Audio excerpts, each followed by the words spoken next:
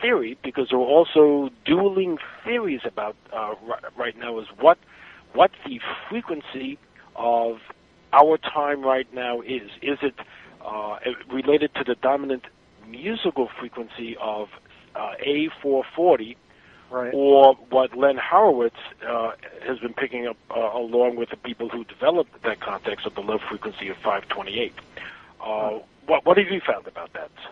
Well, gosh, you asked me the one thing I'm not exactly sure I know the difference between their theories. I can just give you my perspective on it, which is that you've got obviously the Schumann resonance of the planet is basically the electromagnetic field of the Earth that was obviously measured by the scientist named Schulman, which was 7.83 hertz specifically.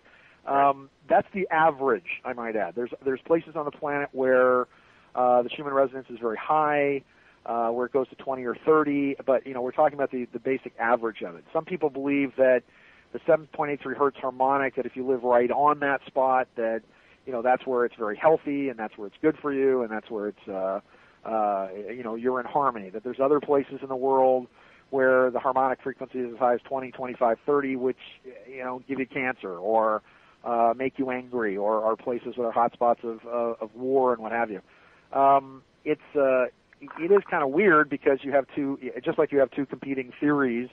One group is that the Schumann resonance is getting higher, to 11, 12, right, whatever. Others, people saying that the actual electromagnetic field of the planet itself is getting weaker. Gosh, well, I mean, let me tell you what I know to be the facts at the moment. Okay. In 1945, there was a scientific expedition that was considered one of the greatest military accomplishments of the latter half of the 20th century, which was the mapping of the electromagnetic fields of the planet, which allowed commercial aircraft to travel over the poles. And right, one of the things that they discovered, and this was in a book by it's a fantastic book by Ken White called World in Peril, Flight of the 238th Bomber Squadron. They took the last B-17 bomber, the Enola Gay is in the Smithsonian, but they took the last one.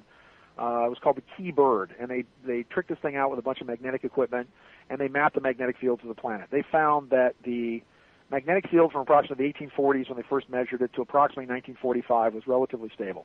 Then through the late 40s and 50s, as they began to do this, that they found the magnetic field of the Earth was in fact moving, that you actually have what they call true north and magnetic north. They also discovered that there were three magnetic poles of energy, that there's not just one magnetic pole, there's actually three, and they're within about a 50-mile area of each other up near Boothby Bay, Canada, which is